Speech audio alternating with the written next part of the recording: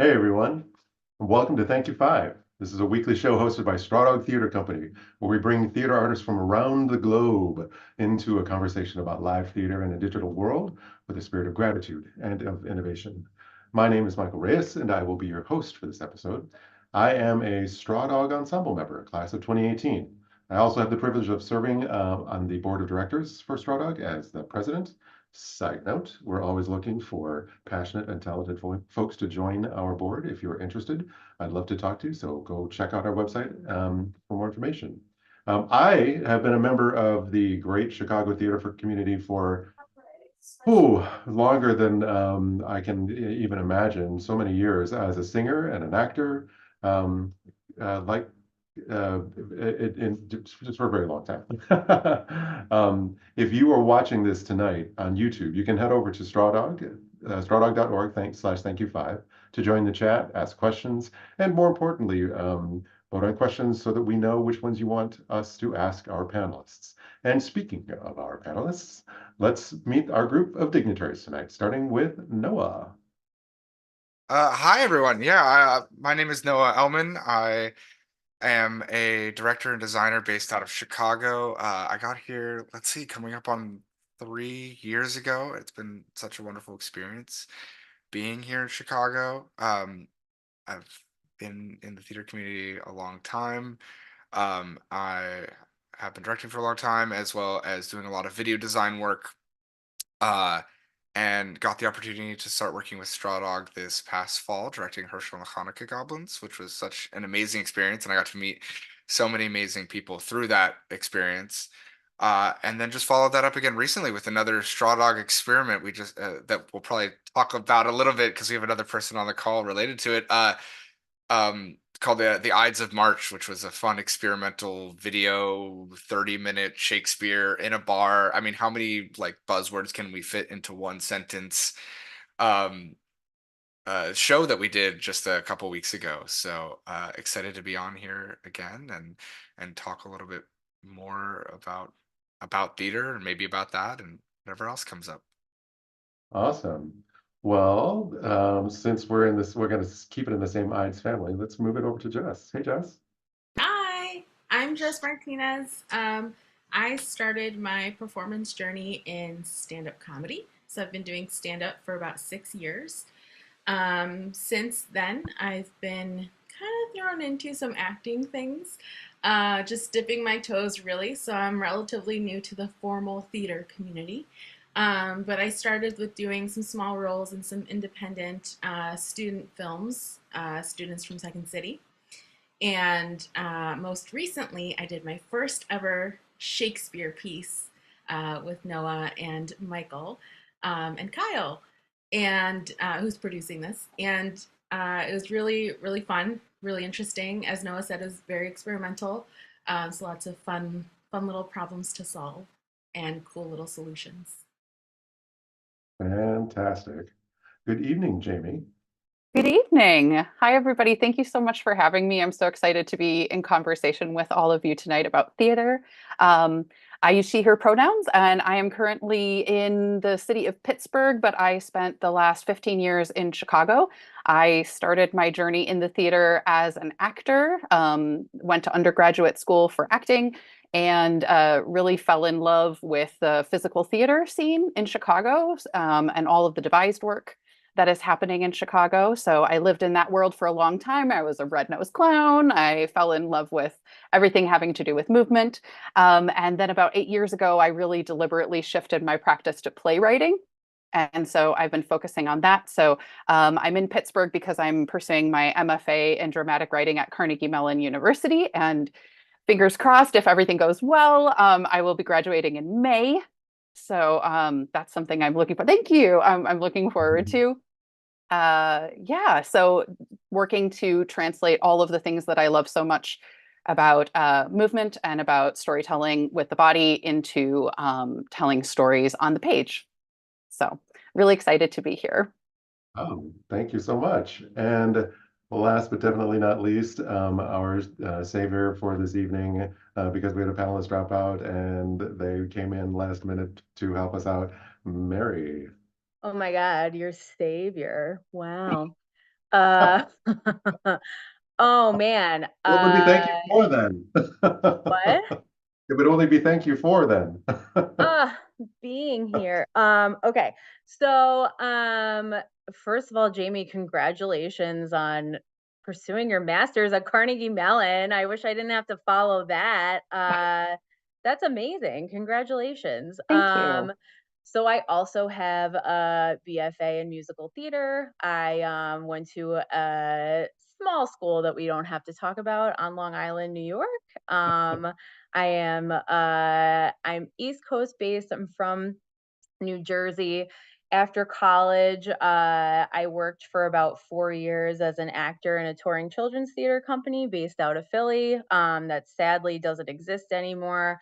American Theater Arts for Youth, but it ran for like 40 years. And that was super cool. I've also worked at a couple summer stock theaters as a scenic painter. I did that in college, and I found out that tech was where the money was right out of school. So I kind of fell into that. And I've been in Chicago since 2014. I moved out here to teach at, so it's a BFA program that Northwestern puts on called Cherubs. Have you guys heard of it? Okay. So yeah, Chicago people might have heard of it, but essentially high school juniors pay a lot of money to this program to come and live on the Northwestern campus over their summer break going into their senior year, who want to pursue theater in college. And it truly is like a mini BFA program. So yeah, so that's what brought me out to Chicago.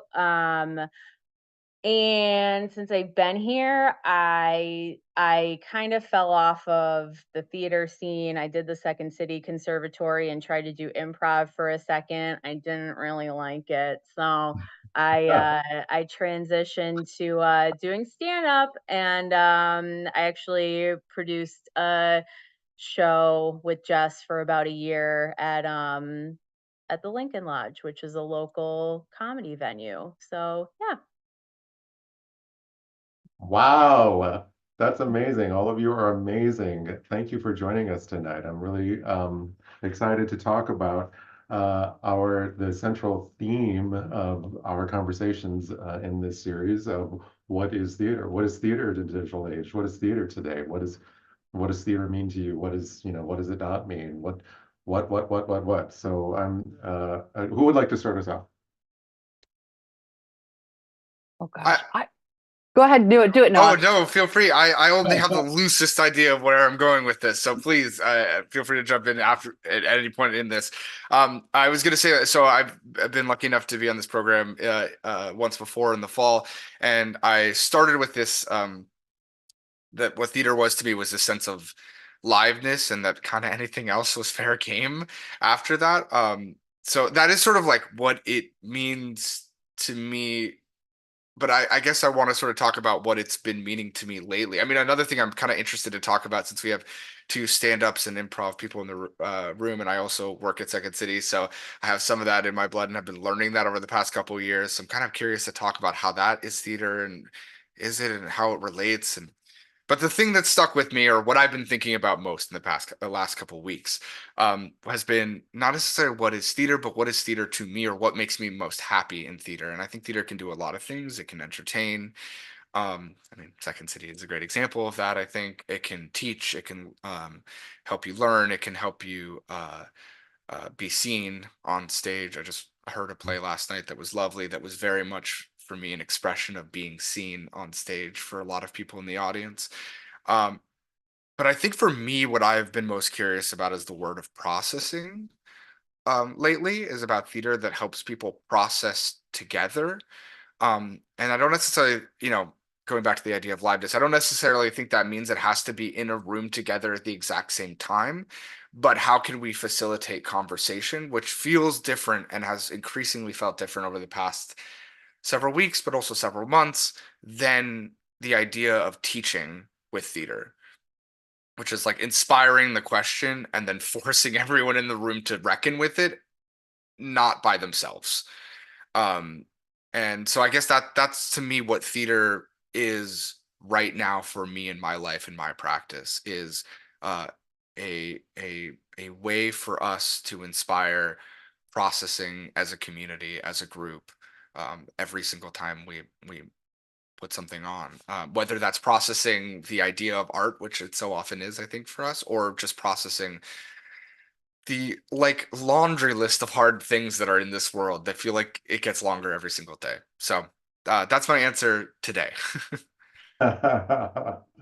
Amazing. Jamie, you were gonna say something too. Sure. Yeah. Well, I love what you just said, Noah, when you mentioned entertainment. I feel like for me, because I've been spending 2 years now, like deeply immersed in like these questions and like talking about these things. And to me, I feel like that is the number one purpose is like, especially as a playwright, like the worst thing you can be is boring. Like you have Mm, to be like, we are here for a purpose. Um, I mean, for me, the what it is and what I've been really leaning hard into with my practice and with the work that I want to be doing, especially in conversation with the digital age, is like what makes theater something that is unique from any other type of storytelling that might happen digitally, because we're just completely immersed in amazing, wonderful television and film storytelling right now. So what can I bring that is going to bring people to the theater to pay the money to put the butts in the seats? And for me, that is doing the things that the theater does so well, embracing theatricality, embracing spectacle, embracing like break down that wall and have a direct conversation. Comedy, like that's why I love comedy so much and why I've dove into that so much in my education, is because I think that that is something that is so alive, and is a real conversation in space together. So for me, theater is in space together, things that can only happen when we are physically in space together. Otherwise, to me, it's something else. Um, and that has become even stronger to me since the pandemic, just because during the pandemic I didn't do digital theater because I'm like, that's not what I do. Like that is not me having a conversation. That's film or television, which at that time was not of interest to me artistically. So yeah, that's where I am today, at least. Nice moment in time, two moments in time, fantastic. Mary or Jess, what's your thoughts? What are your initial thoughts on this? Um, yeah, Jamie, I do agree uh with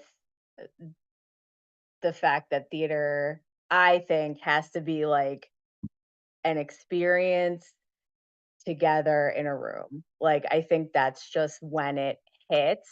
Um I did so I got the Broadway HD handle when the pandemic started on that Amazon Prime offered, and like I did watch a couple of Broadway shows, and it just doesn't hit. I mean, it was cool to see. Like I watched not the best shows. We were kind of my husband and I were watched the David Hasselhoff Jekyll and Hyde kind of to have a giggle. And we did, but yeah, I definitely agree with that. Uh, Zoom theater was bizarre. My mom's a teacher and did Annie on Zoom with her class for the parents. Yeah, Michael's eyes just said it all. It doesn't, because even theater on an elementary school level, I feel like the energy from the parents seeing their kids on stage and oh my God, it's a hard knock life. Like, it's so like the energy just feeds off of each other. And yeah, for me also theater, I think like performing theater is definitely a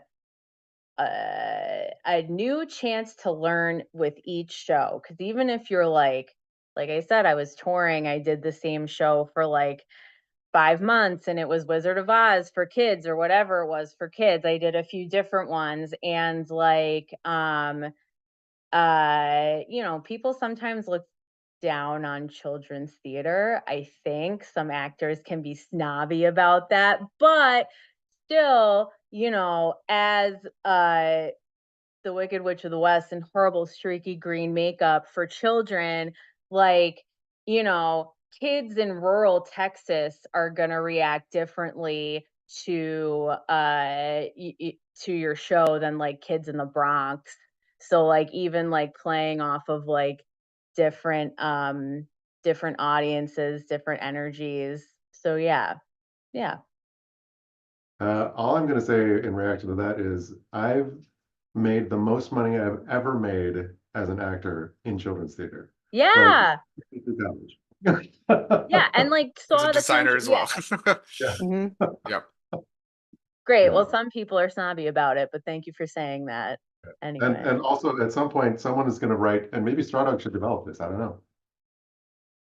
Somebody's going to write the play about what it meant to do plays in a Zoom era and what was behind that and what were we all feeling about that and like what was the impulse and like, you know, at the time I recall many of us, because Straw Dog did it, we did a version of Herschel that was on Zoom, and I was, you know, at the time I was like, yes, it's great, we're gonna, and then, you know, I don't know, that's once we all got back, I mean, obviously things were different. So it'll be interesting to see what comes out. Who I'm writes about excited to delve into that. it. But I want to hear what Jess has to say. I don't want to. Yeah, yes, please. Well, I'll probably have the shortest answer, but I feel like theater is a story brought to life. I have my bachelor's degree in fine arts, and so I feel like theater um, is to a written story what sculpture is to a painting. So it's bringing it closer to real life. And so there's a higher level of interaction there. When I think about it in relation to what is theater in the digital world, as a stand-up, it was very tough.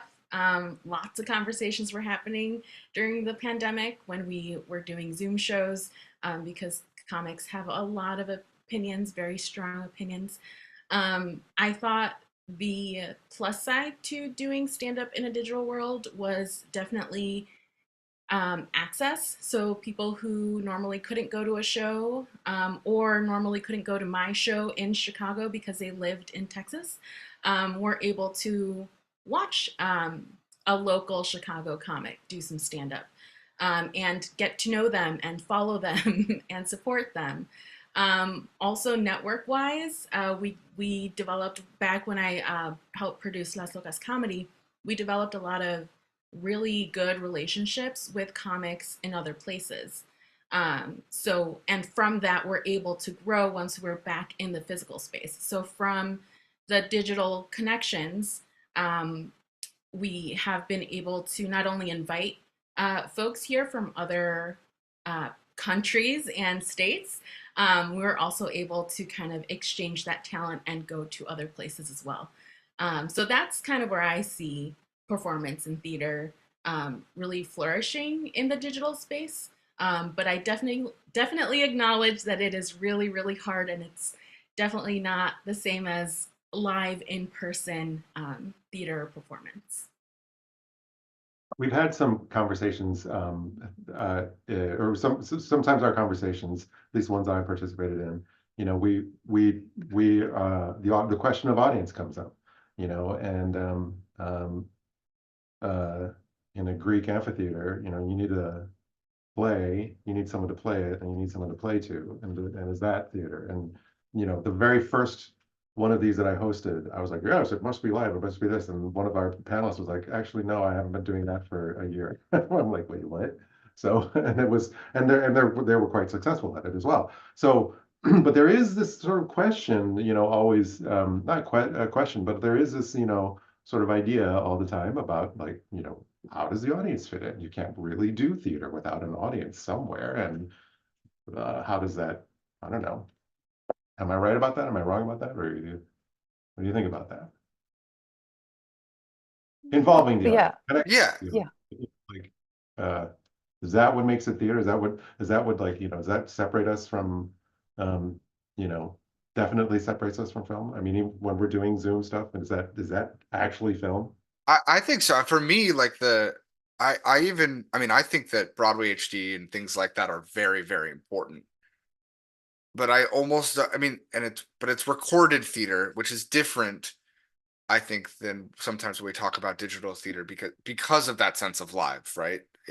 And so that there is a way to engage with an audience that is not in the room with us. And I think really truly the answer, and this is what I keep coming back to, and I don't have the answer for how we do this, is that we all did Zoom theater because it was necessary, right?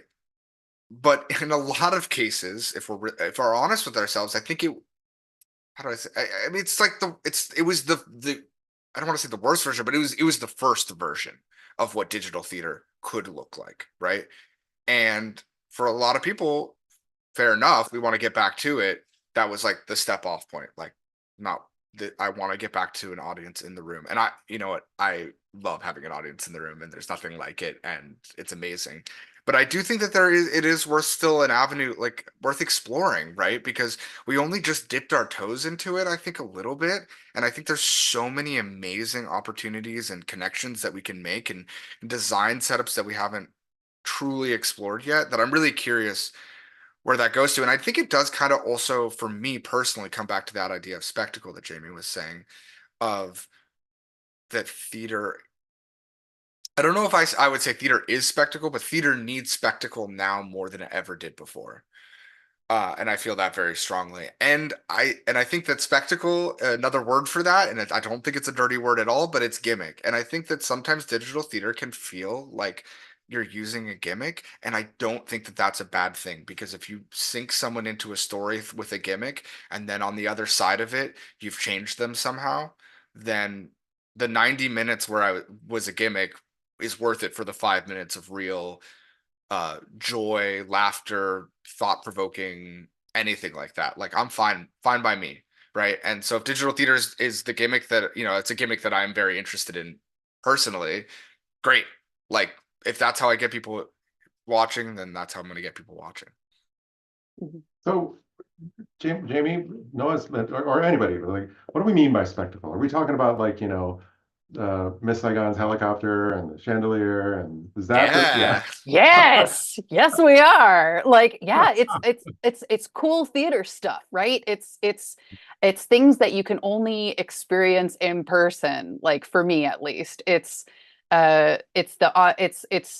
being distracted by something over here, then theater magic happens here. You turn back around, and boom, there's a surprise and a gift for you that you have just received because it has been crafted for you to experience in that way. It's puppets. It's like all of it's the stuff that you can only do like in space and theater magic. Like that's what it is to me. That's what spectacle means. And I mean, you can go on one end of the spectrum and like back to like Red Moon Theater, right, where it was like like that was just pure spectacle with like yeah, there's a story tying it all together, but we're really here just to see everything. But then, on the other end of it, you have, in my mind, you have, I feel like even just a solo clown is spectacle as well, because you're involving movement and you're involving novelty and you're involving, um, the artistry of the body is the spectacle that you're taking in. So, that's what I think of when I think of spectacle, but I'm really interested to hear Jess and Mary, like, what are your thoughts on that too? For clarity, you're talking about like theatrical clown, not like it, right? I mean, that's not like Correct. Yes. No. Yeah. If I ever say clown, that's what I always mean. I always mean like Charlie Chaplin, Buster Keaton, but put on a little red nose, like European clowning is where I'm coming from. It would also be valid. There's Well, some. well, yeah, Cirque du Soleil clown, like there's many shades of clowning, but yes. I love them all myself, but I digress. When I hear like spectacle or gimmick, I feel like I'm hearing like the way that someone as a performer would ask a question or like poke into the brain. We talk about like shock comedy. Sometimes people do it with no substance, and sometimes there is some subtext involved. But that's kind of where I'm going with it. In addition to it being an aesthetic experience, a sound experience, a felt experience, we're posing a question that we're not going to answer for them. That's something that their experience, their personal experience and their experience during the performance kind of comes together and in their brain.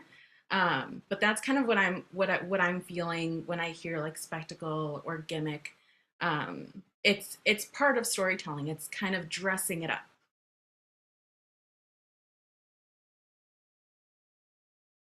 Yeah, I love that idea Yeah. of dressing it up. It feels like if there you always have that nugget of something, right? And then it's a way of putting the outfit on around it. Yeah. Sorry, Mary, go ahead. No. What are you gonna say? I was just gonna say, to me, it's less dressing it up and more bringing it to life, I guess. I don't know. Dressing it up feels like we're putting something on top of it, but I feel like what it really is it's revealing itself more. At least that's how I see it. Go ahead, Mary. Yeah. Well, no, yes. And playing off of that, like when you said spectacle, and like my mind immediately went to like big box musical. I treated myself to go to New York and see the Sweeney Todd revival around this time last year. It was awesome.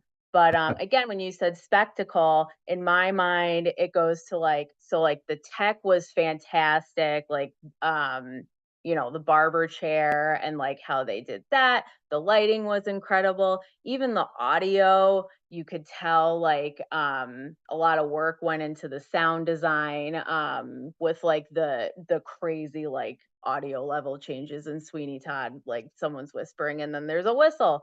And yeah, that's why I brought up initially like, and you said being in the room and like you can just feel the energy from the audience, that everyone is like amazed and so into it. And then I'm sure as an actor in the show, like they're aware that like they are a part of you know a spectacle, something like really impressive. So Is I mean, it's not spectacle, but Shakespeare's a little bit of a, I mean, right? I mean, Oh, we're yeah. bringing something to life there, and that's like an overlay onto, something that we wouldn't, that's not normal. I don't know. Oh, well, Shakespeare has ghosts. Like Shakespeare has ghosts. Yeah. Shakespeare has like tons of like sword fights. Like how can you can't get more.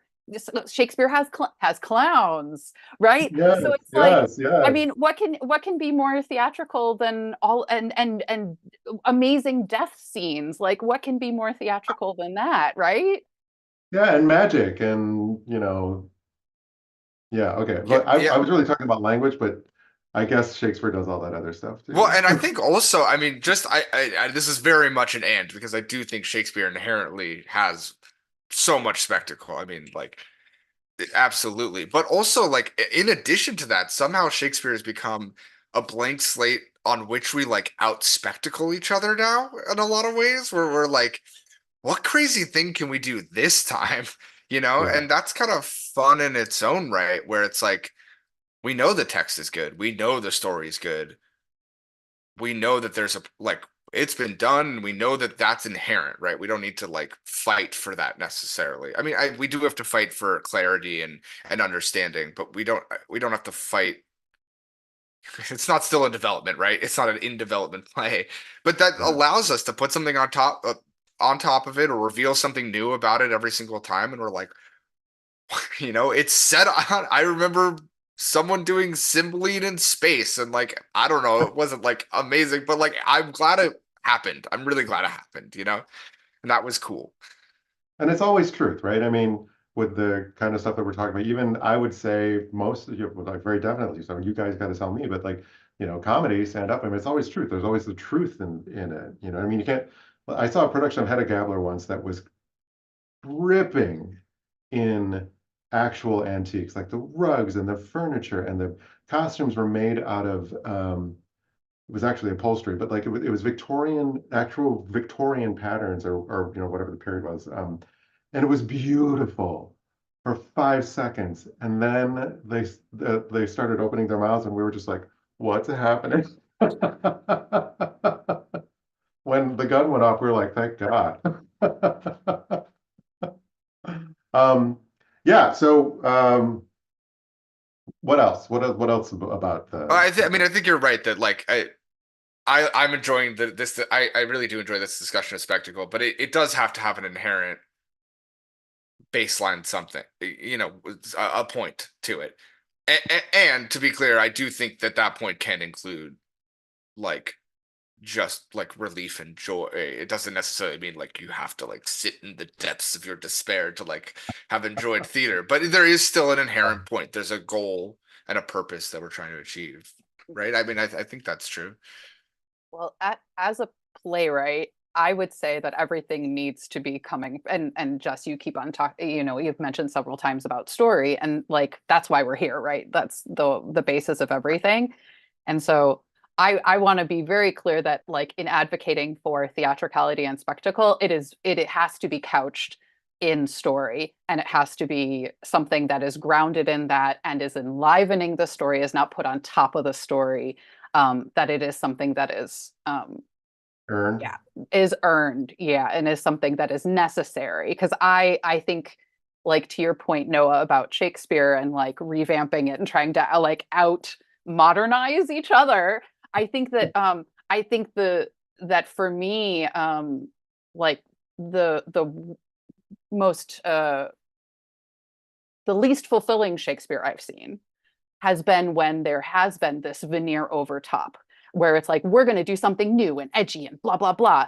But it isn't based in the text and it isn't based in the story. It's based on, we want to do this concept um, and kind of place it on top of the story. And to me, then I get totally distracted. Like Michael, you were saying with the beautiful antiques, like that was fine for 5 minutes, but then you get the story isn't there and the acting and the connection isn't there, then it's for naught for me. Yeah, I think you were kind of speaking to that last week when we were chatting, Jess, about doing Ides, and I say this, you know, I'm sorry about my own work, so I feel no shame in saying this, but that like, um, you know, we had a lot of concepts that we needed to develop, and I'm glad we did it because we learned about how we would maybe do something that was full length in the future, and it was important. But there were moments where it did sacrifice that, or at least that's what I was gathering from when we were chatting last week. I don't know if you wanted to. Yeah, I think you can chime in if you're thinking about something else, but I had talked about how the first run of the pocket knife Ides of March felt like we weren't doing the story justice. It felt like it went too quickly. And so it was part of the experiment to shorten it down. But maybe we did we shortened it a bit too much. As it just, as actors in the green room afterwards, I feel like that's what the vibe was. I felt like I couldn't put my finger on it at the time, but I think that's what it was. It was just too short. It went by so quickly, and we all had fun doing it. But you know, did we do the story justice in those 30 minutes? So Yeah, Let me and I try. think it was a great point that we got to chat about after the fact of I think a lot of us had relief that the concepts and ideas panned out in a entertaining and cool way, and then we're like, and now let's put it on story. It was what I felt. Sorry, but Michael, I interrupted you. I was just going to say for viewers and for maybe panelists who don't know, so IDES, what Noah and Jess participated in, and I briefly, it was a reduced Shakespeare, Julius Caesar, and it employed the use of live acting, people in the room, as well as video and projected action. So as for instance, as an audience member, you know, the theater was sort of an alley setup.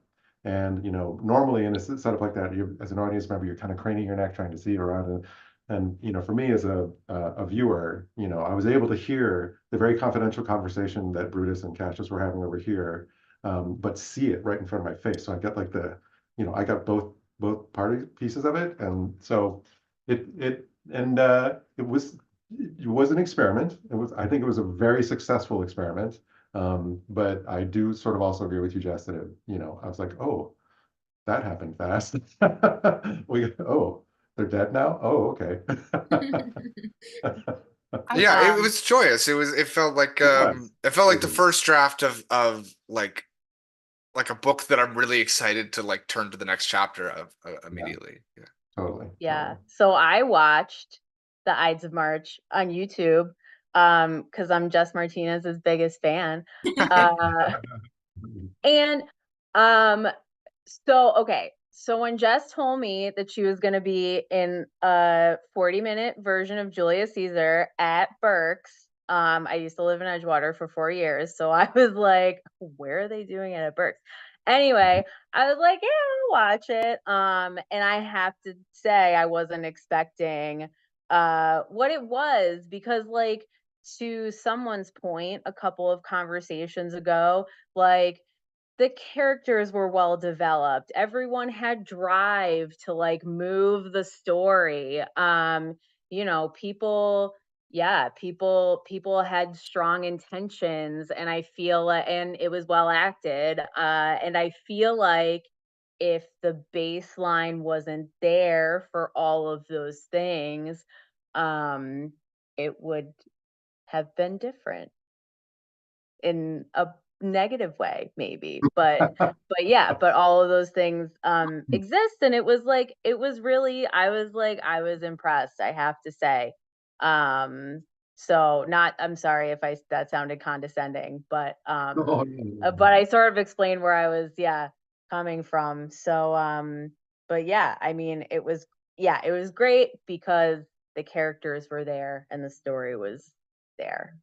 Well, and to that last point, Mary, I mean, that's one of the great things that we can do in the non-equity professional theater scene, small black box theater scene that you will never see. Well, maybe not never, but it will be rare to see in, the other end of the spectrum in Chicago theater. The like I'm not going to name any names, but like, we get to be like, hey guys, want to put together a thing and put some cameras on it and do it in a bar and above, we're just gonna like, and all of a sudden we're changing the world. I don't know if we're gonna change the world, but it sure felt like But that. it You know what I mean? worked. We sure Yeah. are. We're doing it. We're changing the world. oh, But I that's have great about it. Go ahead, Jim. I was going to ask a question of everybody because you were mentioning, because I didn't get a chance to see this, but I know that you were talking about cameras being in space. Um, so at the university that I am at right now, there is a division that is of students that are specifically focusing on projections. And so that is a big part of all of the different production work that is happening here. And also I've been seeing a lot of other theater being done with cameras on stage and like live video projection. And I'm curious, like, have any of you seen anything that you've been like, wow, that was a really great use of that technology? Or, oh, I saw that story in a different way? Or anytime that you've seen that done really successfully? I was just curious because I have some strong feelings about it, but I'm curious what you guys all think about it. I love live video on stage more than, and I know it is, that is, if we go back to the word gimmick, and I have no problem with it for myself, that's my gimmick. I love it. I think it's really, really cool. And I know there's a lot of strong thoughts about it, and I've seen a lot of bad versions of it too. So I want to have that understanding. One of the coolest moments that I've ever had, it was a specific moment in a specific show, and it revealed a new way of looking at the script for me, was and actually kind of funnily enough, it was watching a broadcast of a show with live video in it. So it was many layers of abstraction for this, but it was the All About Eve production, which that Ivo Van Hove directed several years ago. It worked in some ways, in other ways I don't think it worked. But the most brilliant moment for me was this: they had a wide open stage and this beautiful big scene happening in the center of the room, and we're just there. All the cameras are off. We're just there with them in the room, and then they bring this box into the center of the stage. It was basically, a unit set, but there was a little door and a little tiny window on the top, and otherwise you could not see anything in there, not a single thing, except for that little slit that they stuck a camera in. And suddenly we went from this moment of wide openness to only being able to see the camera. And what I think it did was it did the best of both worlds of theater and film, in the sense that it was a moment before that was about letting the audience choose their own adventure of their perception of it, and then funneling them all into a moment where we as artists got to choose, and then returning back. And it was a push and pull throughout the show of moments where Evo, or people decided, this is how I want you to see this moment, and then returning to a moment of saying, and now I want you to choose again. It felt like reading a choose your own adventure, where you make the choice and then it plays out for you for a second, and then you make the choice again and then it plays out for you. And I think that's what excites me so much about live video on stage, is that push pull of um, between the audience and the performers of choice. That's awesome. So it I would sounds be like, curious yeah. to kind of do like an audience poll after a show like that, whether it's the show you were referring to, or Ides of March, and understand what maybe an audience member who isn't in theater or in performance space, how they felt about it. Because as we're having these conversations, we are all theater nerds and performance nerds, and we love figuring out how things work, and we love like making things different, and basically that show how it works, or whatever it was called, um, but in theater space and art spaces. And so I feel like that's why it's exciting for us, because we're in it and we're doing it and we're experimenting. But I'm curious, maybe I don't know if they can put it in the chat later or during the show, but what audience members who maybe aren't in theater or tech feel about that in their space. Because I feel like it would be a different perspective, and coming from like the UX design version of me, who likes to talk to users and figure out what works and what doesn't. I'd be really curious to hear from audiences themselves. That's a really good point. And because once again, why do it if we're not going to do it for someone? You know, um, we're getting, first of all, this has been amazing. I'm going to say it because I've said it every time I've done it. This is, other than being on stage, this is my favorite thing to do with Straw Dog Theater Company. I learn something new every time. I have such a great time doing it, so this is no exception. But we are getting close to time. And one of the things that I liked to do, I talked to you guys about a little bit in the green room, is sharing memorable moments. Noah, I think you just gave us your memorable Yes, moment, or that's my a memorable. memorable moment. We can come back to you though, but anybody else have a like when you think about, oh yeah, that was that was totally brilliant. Oh yeah, or like, ooh, maybe not so much, but memorable. Like the antiques. Oh, no. Nope, do it, Mary. Okay, great. So I mean, I have a million stories from doing like the children's theater tours, because every day was always a new adventure. And this particular show, we were in, if you've ever seen the movie Pitch Perfect, in the auditorium where the audition scene was held, which was pretty cool, at I think it was like Louisiana State University. But so that was pretty cool. But so I was doing Babes in Toyland, and we were getting ready to wrap her up. The villain, we almost caught him. I don't know, I forget what the story really was. But so anyway, so we're gonna catch the villain and everything's gonna work out because it's children's theater. And the villain is not waiting in the wings. He does not make it on stage when he's supposed to.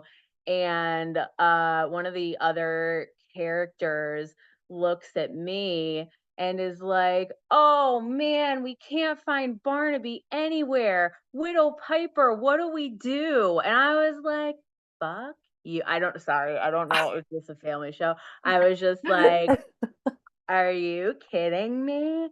So, turns out Barnaby the villain was on the toilet when he needed to be on stage, but that's beside the point. But anyway, so I was like, "Okay." I was like, "Well, kids, maybe if we all call Barnaby's name nice and loud, we can we can get him to come out so we can finish this play." So yeah, so I got the full audience of children to shout Barnaby's name, and he eventually made it and we finished the play. But that's one of my favorite stories.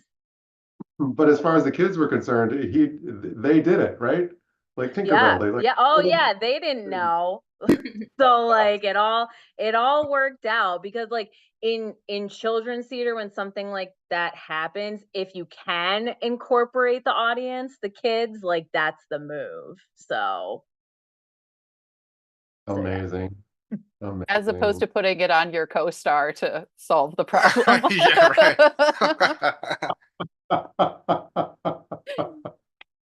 That's a taking actor. That's not a giving actor. That's a taking Yeah. or giving the wrong way. Not following the rules of improv. Yeah.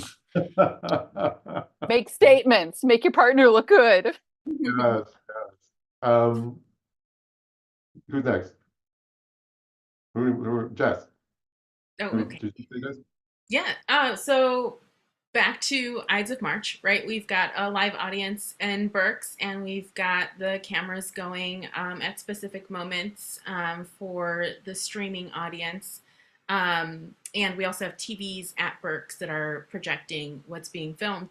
I played a news anchor who often really only interacted with the soothsayer, who was excellent.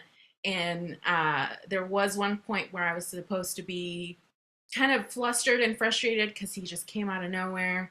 And the the news. So my shot, I thought was over, but I was I was playing it through, and I I did a frustrated like eye roll. That was not part of the script or any of our rehearsals.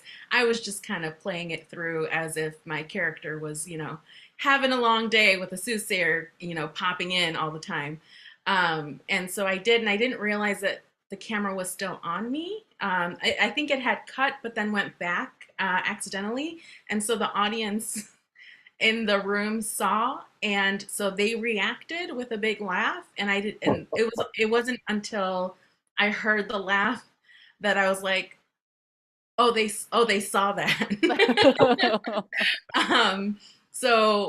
Just another fun little thing that comes out of something experimental, where I'm used to, right? The whole play is not a comedy.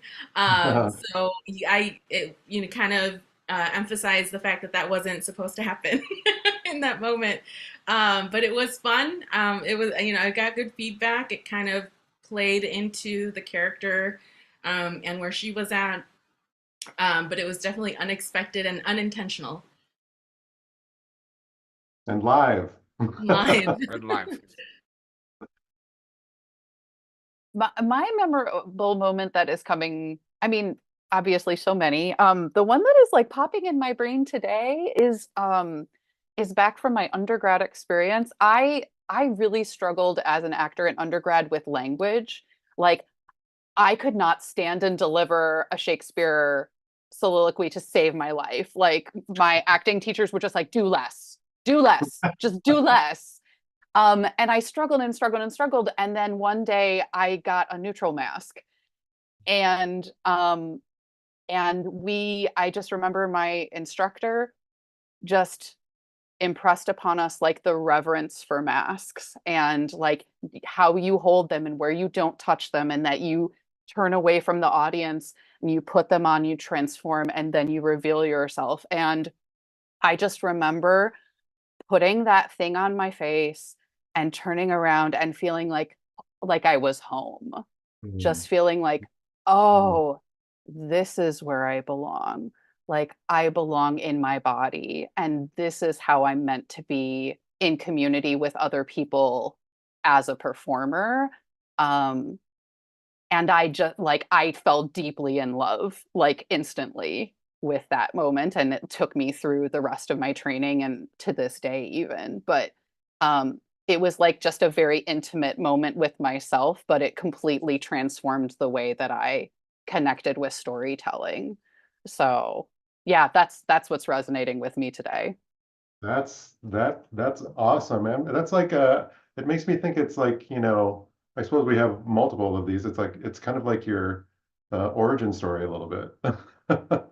It was, yeah, it made me realize like, oh, that's why I can't do this Shakespeare scene. Like, because you're asking me to stand in one spot. Yeah. Oh, amazing. Well, listen, when you graduate and you move to Chicago and inevitably start teaching at like, actor studio or something like that, the mask work class, I'm there. Oh, I've never been before. if only that's the dream. Um, well, this has been amazing. You have all been super amazing. We are getting right up at time here now. We like to leave our audiences with a recommendation. We ask our panelists to give us to give a recommendation to a book or a play or just something that was really cool that they want to pass along and that the audience members need to share in. And while you think about that. I have a couple of thank yous that I need to do. So over here on my screen here. So our first thank you, of course, goes out to the four of you, our amazing panelists. We are so thankful and thrilled. It's Mary, not especially, but Mary, thank you for like, swooping. You're the Hail Mary. Oh my goodness. Yeah, swooping in. And making us not be thank you for, but thank you five tonight. But thank you all. This is really great. Come back anytime. We'll talk to you. We'll talk to you as much as you will have us. Next, I want to thank also Kyle Hammond, who you can't see on screen right now, but Kyle is the creator and producer of this show. Straw Dog is, we're run on a free theater model, and our productions are available to anyone free of charge. So we can only do this with the generous support of audience members and our community members. You can find out more about donating and becoming a sustaining member on our website at strawdog.org. Um, I wanted to also, speaking of like support, we have to thank OfficeHours.global's Evan Ruiz and Mondo Machine for helping to make all of this possible. It's sort of like we wouldn't be here without that. Straw Dog is an ensemble, so this show was made possible by that ensemble. So I'd like to thank my fellow ensemble members for, helping to, work in the behind the scenes and make this all happen. And finally, our final thank you is to all of you out there in the ether who are experiencing this either live or a little bit later, viewing at your leisure, maybe participating in the chat room and supporting us in all the ways that you do. So thank you very much for helping to keep this conversation going. And with that, I would like to now get those recommendations. Who wants to go first? I can go first. Perfect. I've been listening to a lot of comedians' audiobooks. I don't really watch a lot of Netflix specials because it irks me when they do jokes that I've heard at open mics. And I'm like, okay, all right. But the audiobooks have been really good. I'll name three. One I haven't finished, but the first is from my favorite comedian, Maria Bamford. She's got a book called Sure, I'll Join Your Cult. And she does a really good job of really painting a beautiful picture of mental illness and mental wellness and what that looks like for her. And I think she's just super helpful with other people who are experiencing similar things. So she's amazing, and that book is wonderful. The other one, the one that I haven't finished yet but is really good so far, is Ali Wong's Dear Girls. It's a book that she wrote to her girls. Super funny, and I can't wait to finish it. And then lastly is Tom Segura's I'd Like to Play by Myself, Please, which I didn't think I was going to cry while listening to that audiobook, but I did. Really speaks to the artist's heart in one of his chapters. So I highly recommend those three. Amazing. Mary, how about you? I mean, I don't know. Honestly, if you like live in the New York tri-state or going to New York and want to like see a show, I would recommend Sweeney Todd. It was really awesome since we started this conversation off with spectacle, and that was the first thing I thought of. What's super fun is the audience is like a Hot Topic fashion show. So that was, and I totally also played that part for that evening. No, but honestly, it really is an excellent show. I think Aaron Tveit and Sutton Foster are still in as Sweeney and Mrs. Lovett right now. And I know it's like mainstream and support your local theaters, please, and original plays. But Broadway is also like hurting. So if you can get some rush tickets and you're headed to New York or live there and want to see a show, I would highly recommend it. It really is like fantastic. Awesome. Well, we want the entire theater community to thrive and survive. You know, we don't. Yeah. Jamie? I have, so one of my all-time favorite books about physical comedy is called Why Is That So Funny by John Wright. I come back to it over and over and over again. He is one of the few people who writes about Buffon besides Jacques Lecoq, and goes into detail about that. So if you want to know about Red-Nosed Clown, Buffon, physical comedy, physical storytelling, it's one of my favorites. Also, a performance that, now I know we have a lot of conversation about like performance on film and whatnot, but if you haven't seen Nate on Netflix, oh, it's just so good. It is a filmed theatrical performance. It's a one-woman show, and it is brilliant. And the other one is, if you have not seen or read Fat Ham, oh my golly, Fat Ham. Okay. Noah? I'm writing all these down. Yeah, right. We got to go over these again when I can have a pen. Yeah. I've been on a big just in play reading space, so I've been reading a lot of plays. I'm going to recommend two playwrights. One is Alistair McDowell, who is a British playwright who I believe his show X opened in Chicago several years ago, but I don't know that I've seen a lot of his work being produced in the States yet. And I just think he plays in genre work really, really interestingly and pushes that space forward, like horror and sci-fi and things like that, where I think sometimes those can get stagnant in theater, and I'm really enjoying his rereading a lot of his work. And then also a local playwright, Natalie Welber. I just read her play Judith the Maid, which is incredible. And she's local to Chicago, so I wanted to shout her out as well. So yeah, support all facets of theater, support Broadway, support local playwrights. It all counts and adds up. So those are my two. Awesome. Fantastic. Well, that brings us to the end. We'll see you, audience, next week for a conversation with more theater artists. Please submit your questions. If you have a friend or if you want to join live, we just go again, go to strawdog.org/thankyou5. And thank you all for watching and participating. We'll see you next week. Bye, everyone. Thank you.